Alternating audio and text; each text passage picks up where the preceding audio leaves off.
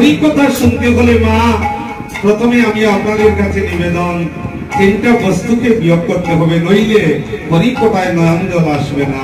প্রথম হলো হিংসা, নিন্দা এবং অভিমান ছেড়ে দিয়ে যদি কেউ আমার গৌরহরি এই ভাবনামৃত কথাগুলো যদি একবার শ্রবণ করে আর হৃদয়ের মধ্যে যদি তার একদিন গৌর রূপ কথা জাগরণ হয়ে যায় মা, তার কি হবে জানেন?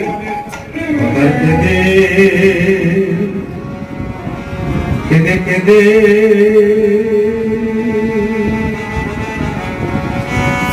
কথার জন্ম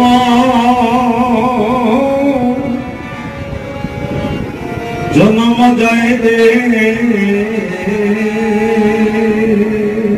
কথার কেঁদে আহা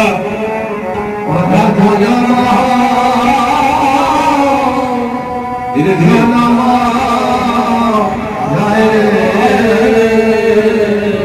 যারা আমার গৌরহরিকে যারা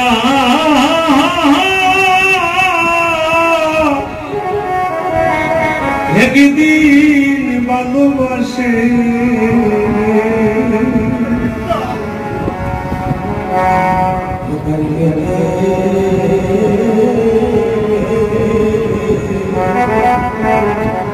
এখানে কোন শাস্ত্র চলবে না মা, কোন গ্রন্থ চলবে না। যদি আমার গৌরহরির সামনে গিয়ে কেউ একবার বলে আজ থেকে আমি তোমার হয়ে গেলাম হে গৌরহরি, আমি সাধনও জানি না, ভজনও জানি না, যারা নয়নে জলে আমার গৌরহরিকে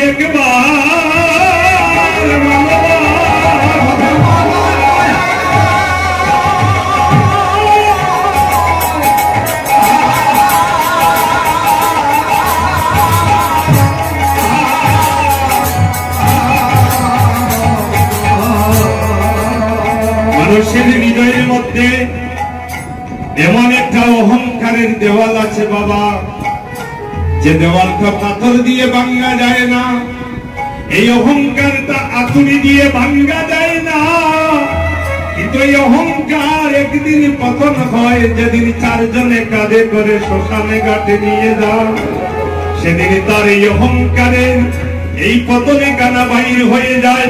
কোটি জন্ম সাধনার বলে এই হেন মানবে জন্মে পেয়েছি, সুন্দর মানবে জন্ম পেয়েছি, আর কি কোটি জন্ম পরে আপনাদের সঙ্গে দেখা হবে, যেদিন আমার বলতে হবে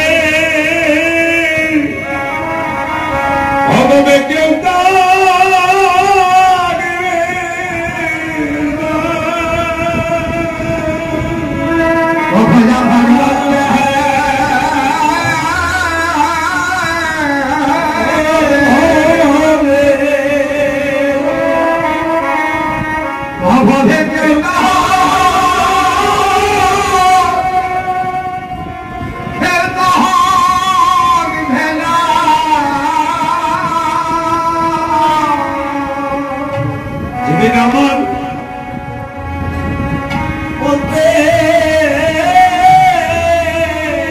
এত সুন্দর মানব জন্ম পেয়েছি, কোটি কোটি জন্ম নরকের কুণ্ডে পতিত হয়ে প্রমিতে প্রমিতে পেয়েছি এই মানব জন্ম। এই জন্ম পেয়েছি আপনাকে হিংসা করার জন্য, এই জন্ম পেয়েছি আপনাকে নিন্দা করার জন্য, এই জন্মটা পেয়েছিলাম কৃষ্ণ সেবার জন্ম। কিন্তু কি করব ভাই, আত্ম অভিমানের পাহাড় বেঁধেছে আমার হৃদয়ের মাঝে, আমার ভজন তো হলো না। পূর্বাকাশে চেয়ে দেখো তোমার বেলা নাই, তুমি কার দিকে চেয়ে আছো, তুমি কাঁদিতে কাঁদিতে কাঁদিতে থাকো,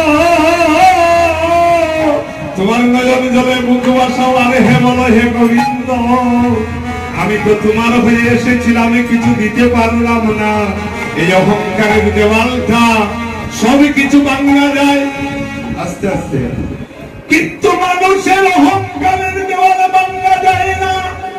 এই অহংকার ভেঙে যায় যদি কোনদিন তার সাধু গুরু বৈষ্ণবের কৃপা যদি তার অঙ্গে লেগে যায়, এই পাতার পাথর কাতার ধীরে ধীরে গলিত হয়ে কথার নয়ন জলে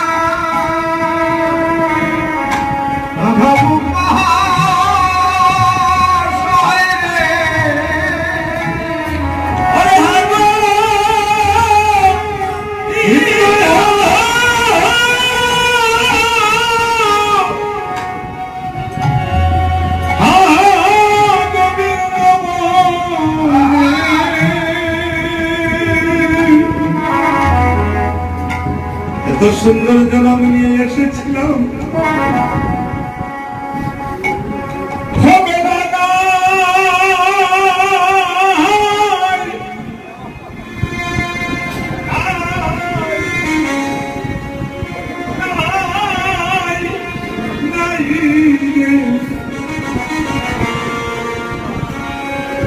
ছায়া দেখি